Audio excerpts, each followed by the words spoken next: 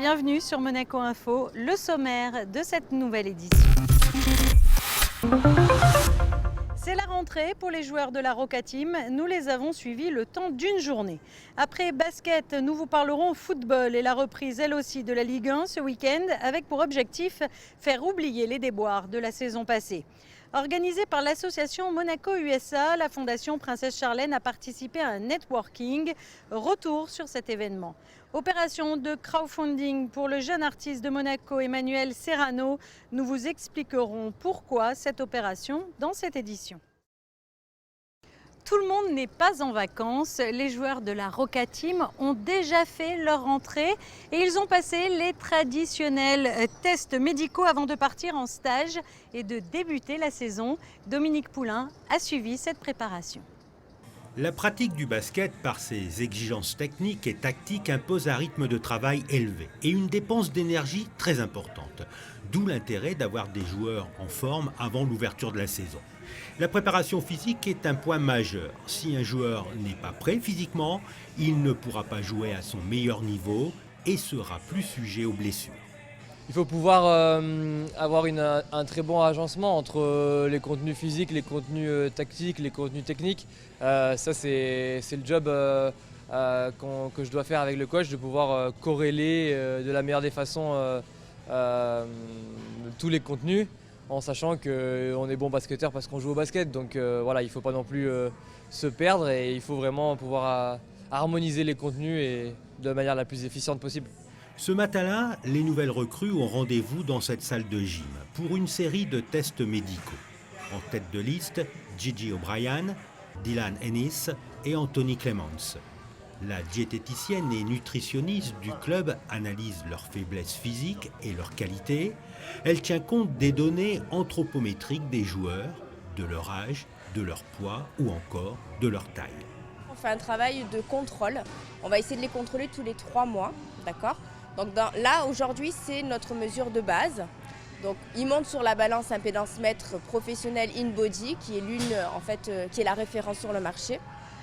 Cette balance-là va me donner un pourcentage de masse grasse, masse musculaire, densité osseuse et de pourcentage d'eau total dans le corps, qui va nous permettre de savoir si les joueurs ils sont déshydratés ou en surhydratation. Donc ça, c'est très important aussi de mesurer l'hydratation, le pourcentage d'eau corporelle.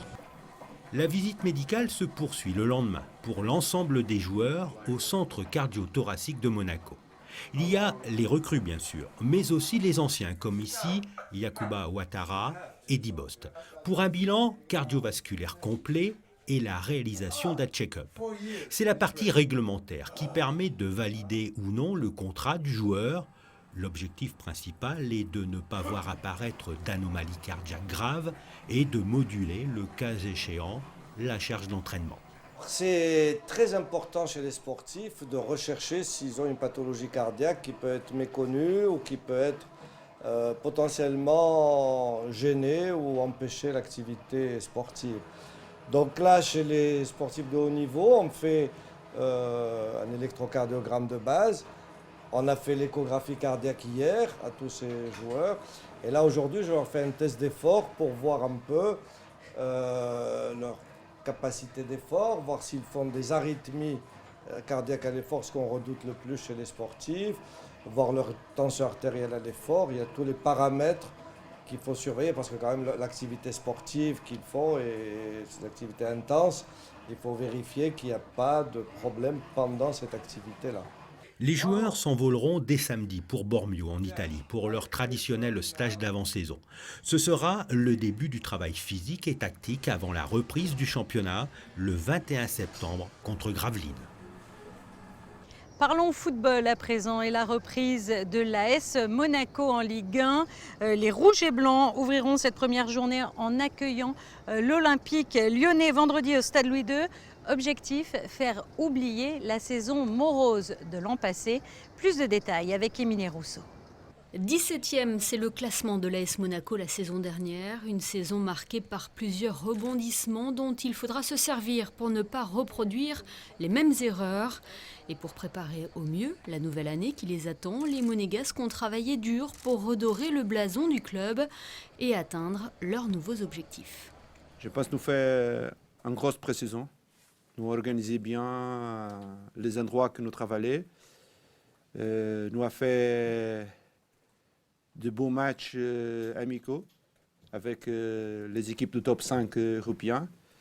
Porto, Braga, Valência, Everton. Et je pense que l'organisation s'est passée très très bien. La dernière année n'était pas facile pour nous. Je pense que ça a été très compliqué.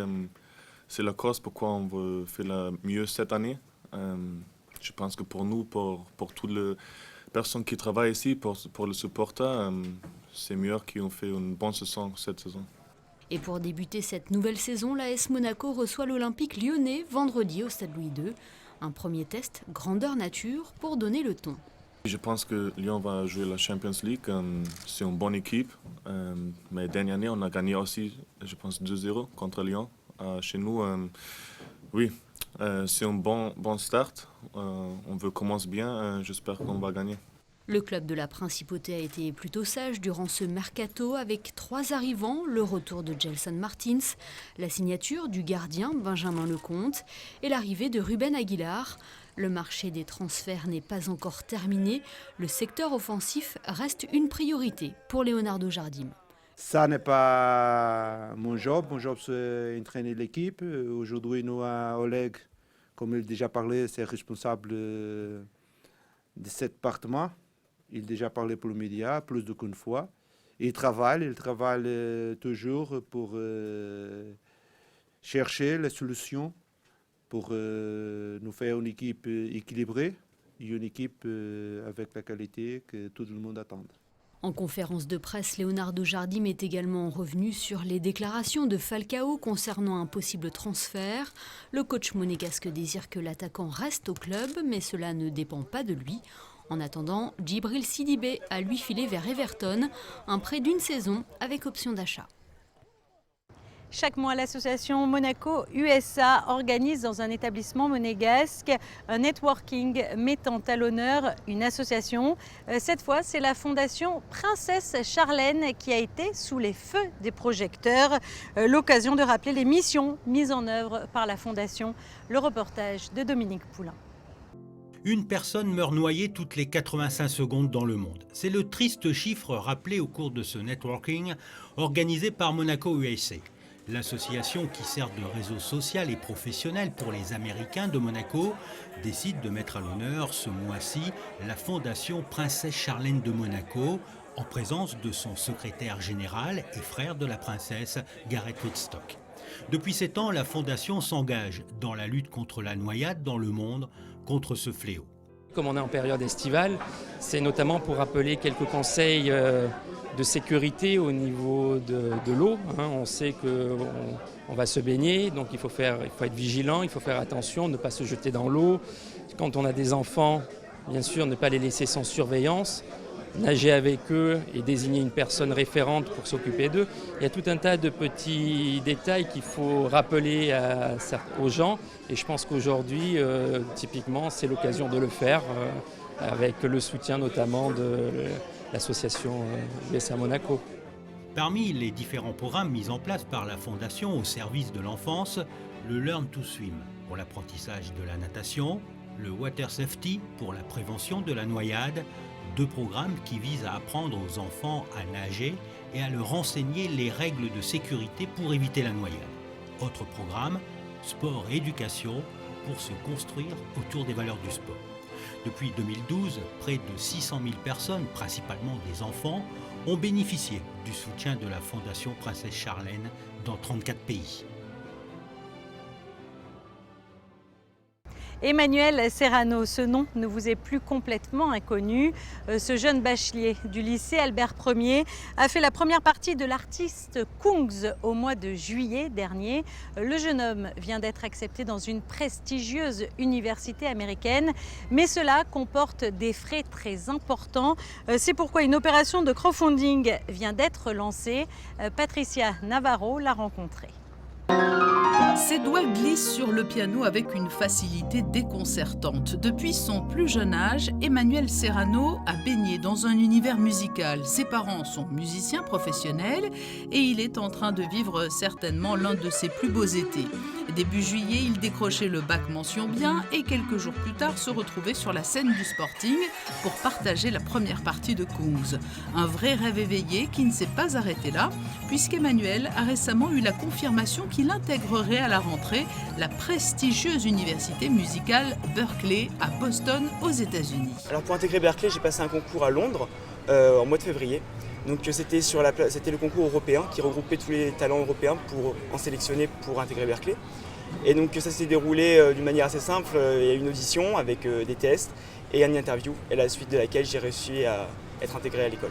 C'est vrai que les artistes qui sont passés, on a Quincy Jones, Charlie Puth ou encore John Mayer. C'est vraiment un pote de la musique actuellement.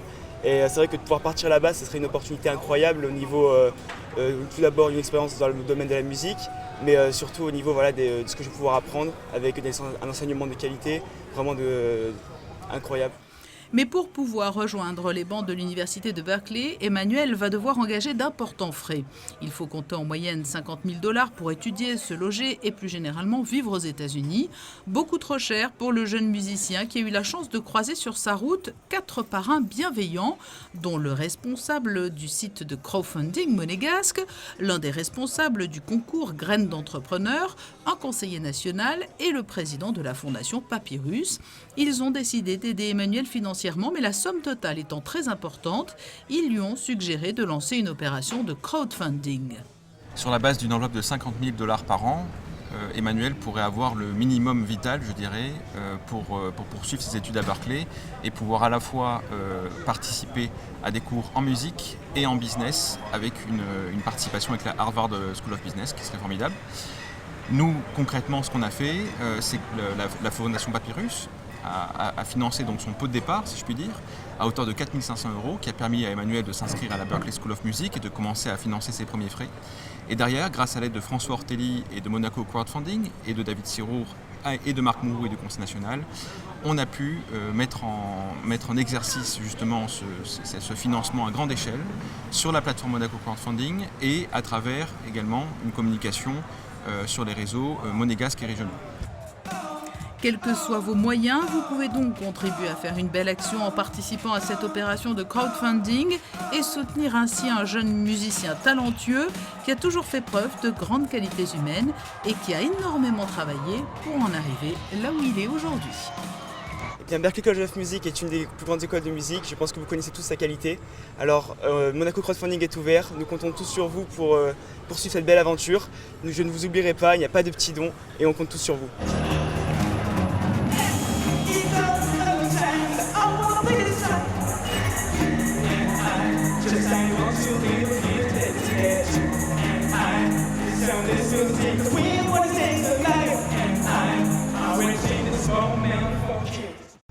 Il est à présent temps de passer en revue la carte météo.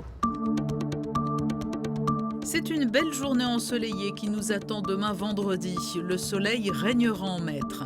Samedi, journée très agréable encore avec des températures allant de 22 à 27 degrés. Alternance de nuages et de beaux moments d'ensoleillement dimanche. Lundi marquera le retour des gouttes d'eau avec des averses possibles au cours de la journée.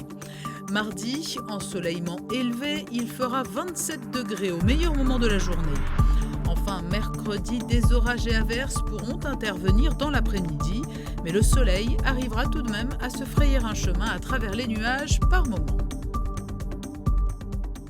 Ce journal est à présent terminé. Merci de l'avoir suivi et à très bientôt sur Monaco Info.